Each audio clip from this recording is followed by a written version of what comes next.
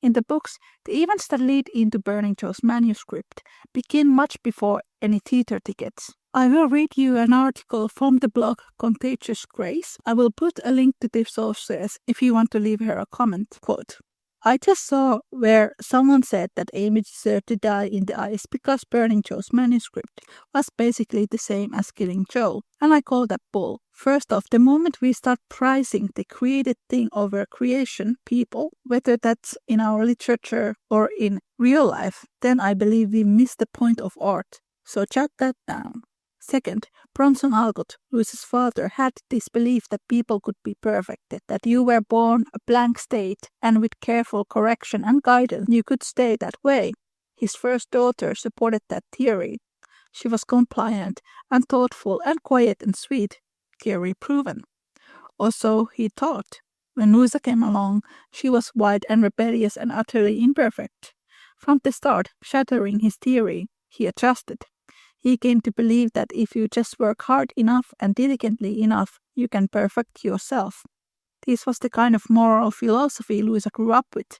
Personally, I see it as insufficient and utterly imperfect, but it has some merits, truths wrapped up in it. The primary one being that, 1, people can change for the better. The start of Little Woman, the book includes Mommy gifting each of her daughters with a copy of Pilgrim's Process, an allegorical tale about all the obstacles and temptations and struggles that a man passes through in life in the pursuit of God. And Mommy challenges her girls to pick up their burdens and embark on their own journeys. Each of them have different sins and struggles that are their burdens. For Joe, that is her pride and temper. For Amy, it's her pride and envy. In this situation, Amy burning the manuscript and Joe letting Amy fall through the ice, both of their greatest sins are on full display and both see the very real potential consequences of their sins. Amy doesn't lose her sister's love because she falls through the ice, and Joe gets a chance to realize that her anger and unwillingness to forgive could have caused not just her relationship with her sister, but her sister altogether. They literally and figuratively survive it all. They get grace, and in that grace they grow.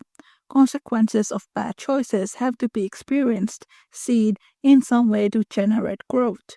This is true both in life and in storytelling. And in this way, Alcott illustrates the two ideas at the core of her thesis. People can grow and be better, but they can only become the best versions of themselves. The ideal woman is not just a quiet woman who stays home and cares for her children and sews her family's clothes. Nor is the ideal woman a writer who supports her family through her talent. Nor is she a great artist. She can be all of those things or none of those things. She must simply be good while being herself. To divorce yourself from yourself is to divorce yourself from who you were made to be. Meg's personality and dreams are Meg's personality and dreams for a reason. Joe trying to live Meg's life wouldn't have made her a better person. And so on with each sister, just as little Louisa could not be little Anna. All four women grow to become the people they were meant to be, and while doing that, they also become better morally. Joe's stubbornness and anger and pride transforms her into a determined, loving and sacrificial woman who has honed her talents for the good of others as much as, if not more than herself. Amy's envy and pride and obsession with appearance transforms into humility and integrity, and loving the people around her in a way that makes them more beautiful versions of themselves. This is long-winded and probably making less and less sense, so I will end with point 3. Don't come for Amy, she is my girl. Hello friends, it is Niina from the Little Woman podcast. Just to let you all know that the Little Woman podcast episode transcripts are now available as books. You can find them as paperbacks and ebooks. They are wonderful reading for all the fans of Louisa May Alcott. You can find all the links from the description. And now, back to the show. In the Little Woman group that I am part of, there was a discussion on the portrayal of this scene in the 2019 film. I'll read you that as well. And this is from Forbes Romanoff. Rewatching Little Woman and I am annoyed at Jo March. Was Amy burning her journal a shitty thing to do? Yes, it was. And as a writer myself, I am not excusing it. If someone destroyed all my writings, I'd be very mad too. Would I physically attack them over it, though? No, I would not. Jo is also annoying me when they neglect to inform Amy that Beth is sick. Jo says, Amy has always had a talent for getting out of the hard things in life. Sorry, what? Amy gets attacked by you? Amy gets hit by her teacher? Amy has to be without her father? Amy gets sent away from her family when Beth is first sick? Amy nearly drowns? Amy deals with her family neglecting to inform her that her sister is sick? How is that Amy getting out of the hard things in life? How is it Amy's fault for not being told that her sister is sick? Not to mention, Amy also had to miss her sister's funeral because no one had informed or prepared her beforehand that Beth was sick. Also, Jo saw Amy coming to the ice skate with her, and Laurie and neglected to warn her about the very thing that led her to nearly drown. We saw Laurie warn Jo. This was answered by my friend Christina, who runs the best Little Woman blog in the world, which is under the umbrella in Tumblr. In regards to Jo attacking Amy, Jo was notorious for having a terrible temper, and the event on the ice rink is what made Jo realize her mistake in overreacting and not controlling herself. The fact that her sister nearly died because of her made Jo want to become a better person and learn how to better communicate with people. This is probably why it felt like Jo was such a terrible person throughout the movie, because the lesson didn't stick. The way Jo treated Amy after the ice skating incident was one of my biggest complaints with the movie. Nowhere in the book did Jo continue to harbor harsh feelings towards Amy or ever felt that Amy got out of things. If anything, Jo was more disappointed in herself for not being what Aunt March wanted in a companion, was happy for Amy and Laurie being married because she knew they were perfect for each other. It constantly felt as though Gerwig was pitting Jo and Amy against each other for no other reason than to make you want to like Jo more, but the characterization of Jo in the movie is just god-awful. I'm not sure what Gerwig was trying to achieve with adding unnecessary conflict between these two instead of showing their character growth within themselves and in their relationship with each other. I've heard a couple people saying that Louisa somehow made 180-degree turn with Amy's character when she started to write Little Woman Part 2. I disagree with this because in the first part of the novel, Jo's flaws are very much out there and her temper is very much out there. In Part 2, when sisters actually start to get more close with one another, this is a natural part of life and also something that happened in reality. Louisa and May did grow closer as they matured and they started to understand each other better. Amy's behavior as a child was childish because she was a child. Jo's behavior is also childish because she is constantly making fun of Amy because she is so girly, and Amy makes fun of Jo because she is so boyish. Only adaptation which shows arguments from both sides, and not just Amy making fun of Jo, is the modern Little Woman adaptation from 2018. All Jo's moral lessons have to do with her temper, but also the fact that Jo can be very judgmental. All Amy's lessons are about her vanity and popularity. In the beginning, Amy's desire to become a lady is a way for her to get out of poverty. But as she grows, it becomes a tool for her self-improvement, and thanks to that, Amy begins to control her temper beautifully. In an interview, Gillian Armstrong, who directed the 1994 film, said that there should always be 2 actresses to play Amy. There are over 20 adaptations of Little Woman and only 2 versions where child Amy has been played by a child actress. In most Little Woman adaptations, the 12-year-old Amy has been played by an adult woman. For some time now, there has been a theory going on that Amy did have a crush on Laurie already as a child. I tried to read the book this way and I think it does work. It is an interpretation, but it does give a deeper context. Why did Amy burn Jo's manuscript? Because a 12-year-old does not necessarily know how to handle their feelings in a mature way, especially if they have a crush to their big sister's best friend. The 1994 film does have a sweet scene with young Amy and Laurie in the carriage together and a promise of a kiss. I have heard some people complaining that Amy's and Laurie's relationship is creepy in the 1994 film. Maybe this comes from the people who remember Laurie transitioning from a teen to an adult in the film. But Christian Bale was 19 when he played Laurie. 2019 film, on the other hand, has been criticized that Timothée Chalamet does not go through the transition, so he never looks as an adult in the movie. And if I remember right, he was 24 during the filming. 2018 and 2019 films go with this idea that Amy already had a crush on Laurie as a child. Kirsten Dunst has later revealed that when she played Amy in the 1994 film, she had a big crush on Christian Bale.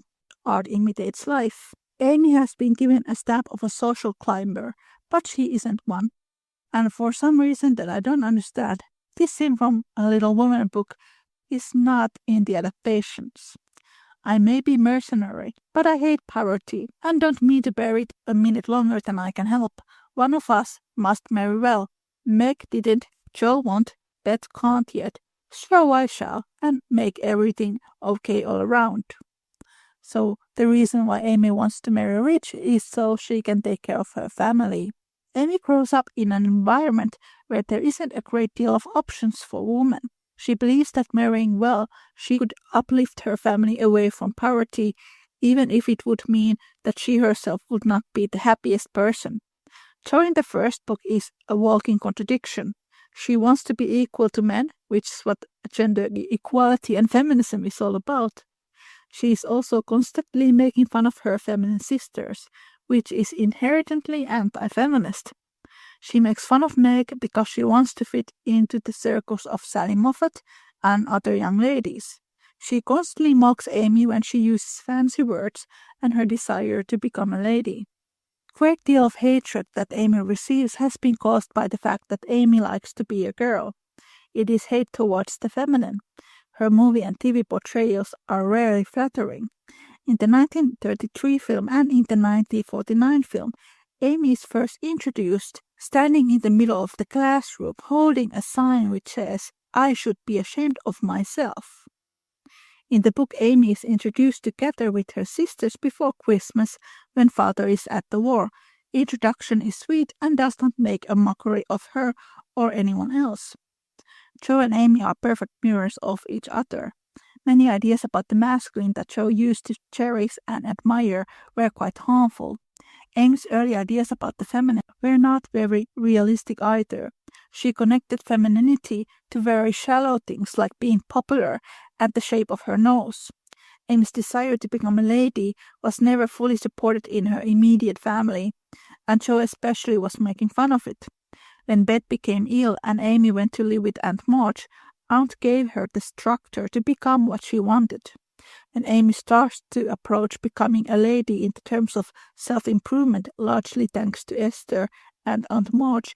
In the process, she learns to control her temper and becomes a kinder person. Because Amy's femininity has been so heavily demonized, we never see her growth process in any adaptations.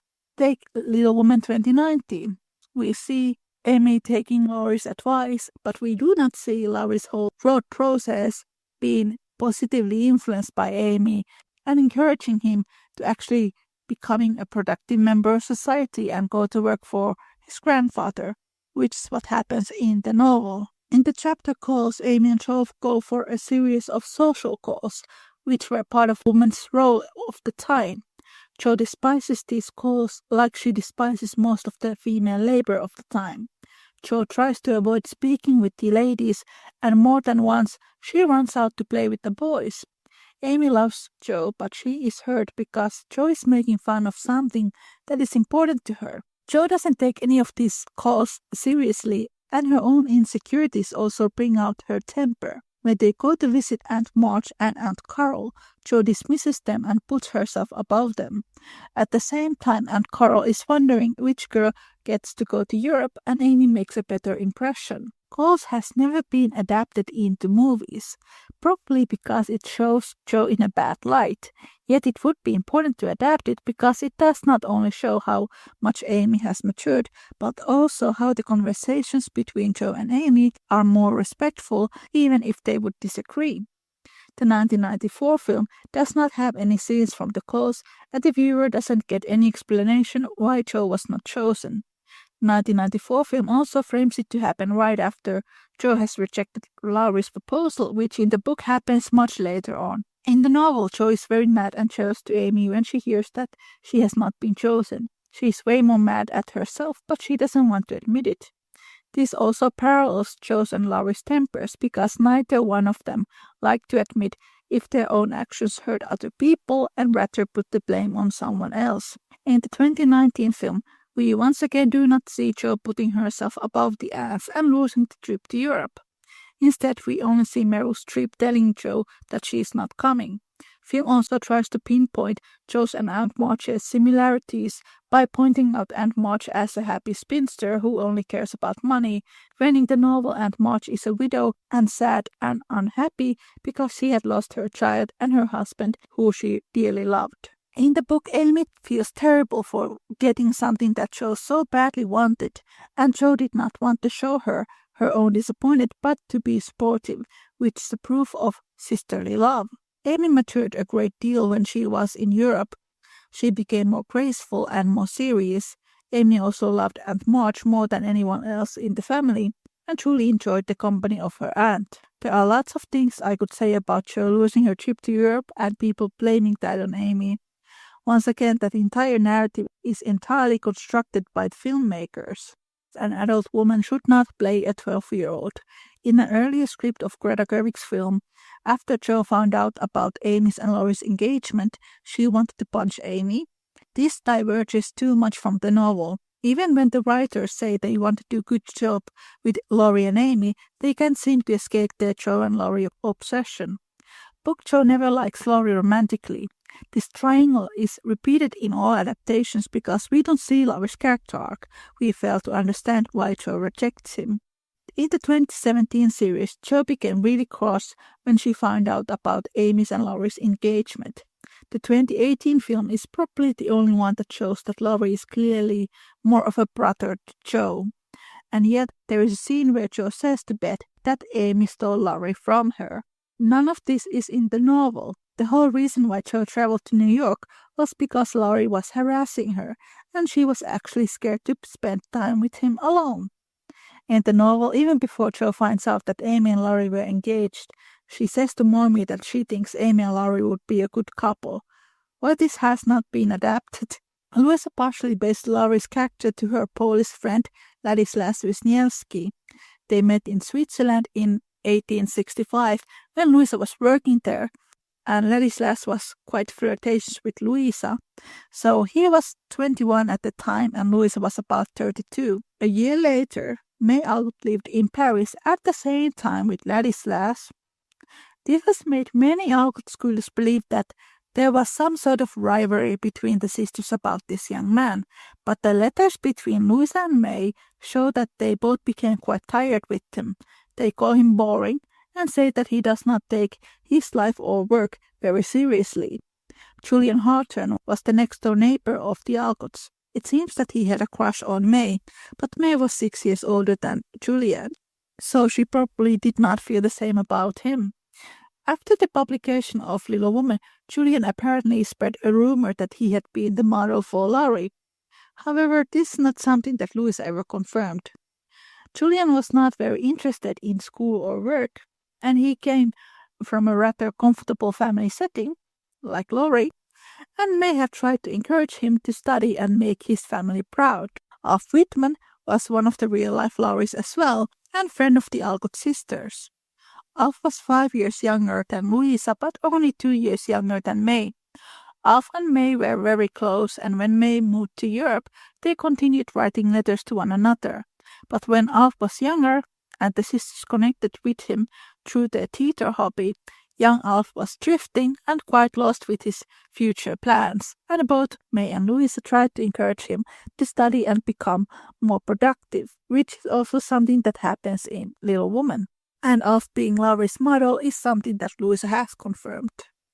In the novel, Laurie is not a prize that the two sisters are fighting over.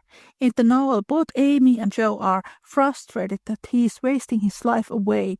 He only goes to school to please his grandfather, and he does not want to work. There is literally a chapter in the novel called Lazy Lawrence. Both Amy and Joe are working class girls, and Laurie is rich. And in the novel, there are scenes where he says that he does not understand why Jo wants to write and why it is so important for her to make her own money. No matter how hard Jo tries, she can't get through Laurie, probably because Jo's relationship to Laurie was very maternal.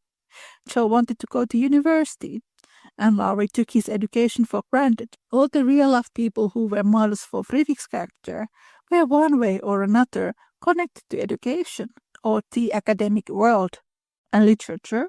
Louisa herself was an advocate for female education, and in her journals from the time when Louisa was in her 20s, she wrote about her future wishes of starting a school and possibly running that together with Henry Thoreau. Then we have all these real-life Lauries who I believe were smart young men, but for some reason were not interested working or studying. Some of them, like Alf, did decide to be a useful member of society and made the sisters proud. In the novel, Laurie is not stupid. It is mentioned that he graduates with honors in Latin, and Amy is especially proud of him, but he is lazy. Do you think Jo would despise me as you do? Yes, if she saw you now. She hates lazy people. Why don't you do something splendid and make her love you? I did my best, but it was no use. Graduating well, you mean? That was no more than you ought to have done, for your grandfather's sake. It would have been shameful to fail after spending so much time and money, and everyone knew you could do well. This scene reveals that Laurie did not go to university for the sake of studying. The book also describes how in the university Laurie is a party boy, and he flirts and gets into troubles. In Little Woman, even though Amy is 4 years younger than Laurie, she is a lot more mature than he is, and it is only thanks to Amy Laurie puts his act together. The 2019 film includes Laurie saying Amy that she should not marry Fred for the sake of money, but the film does not show Laurie doing any work for Amy. Laurie doesn't have any kind of growth process in the movie.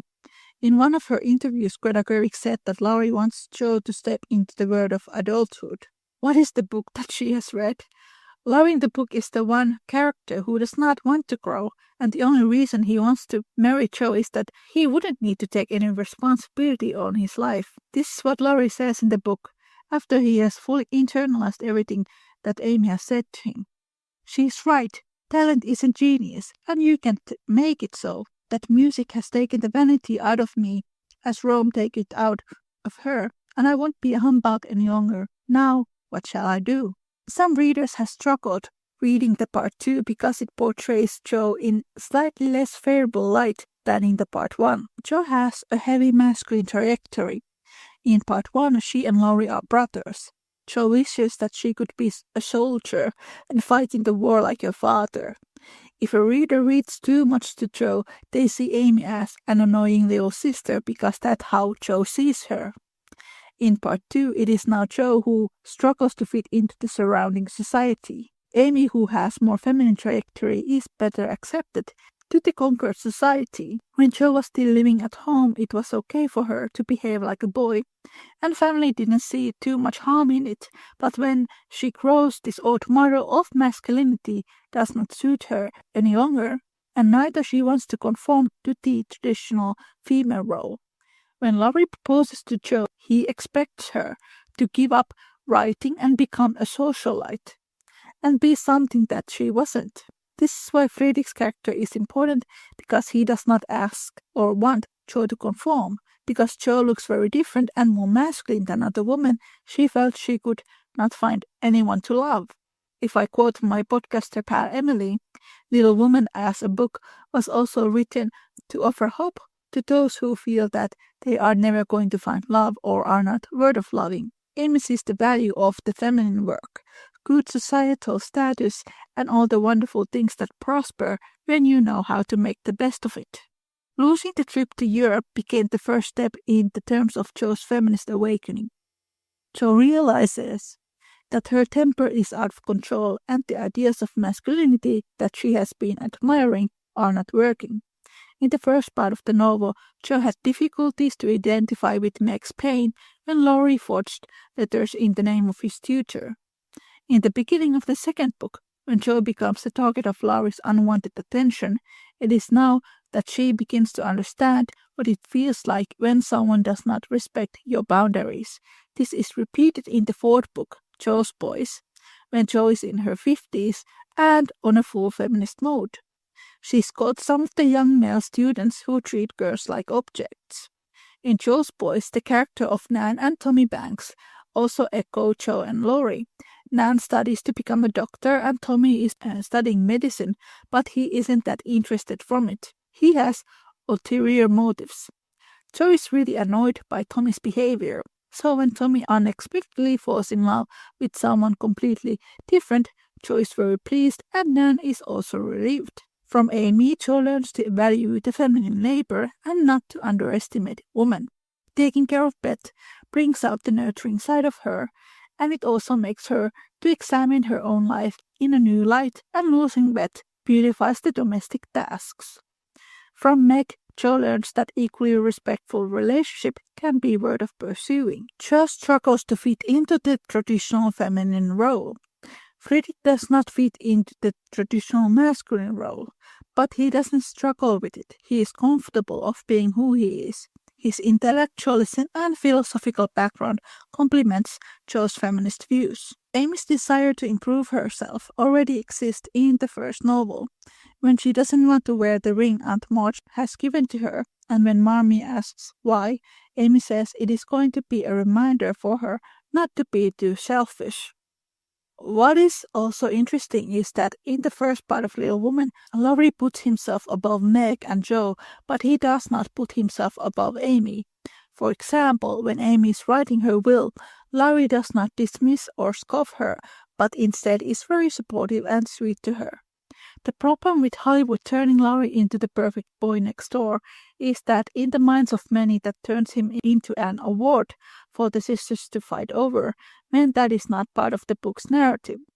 Amy is also a feminist, but it is not straight-to-your-face feminism to which Jo's feminism eventually develops. For example, Amy plans to open a charity that would help women to break into the male-dominated art market. Both Amy and Jo were raised in the same politically aware home, and both were encouraged to think outside the box. Thank you so much for listening. Take care and make good choices. Bye.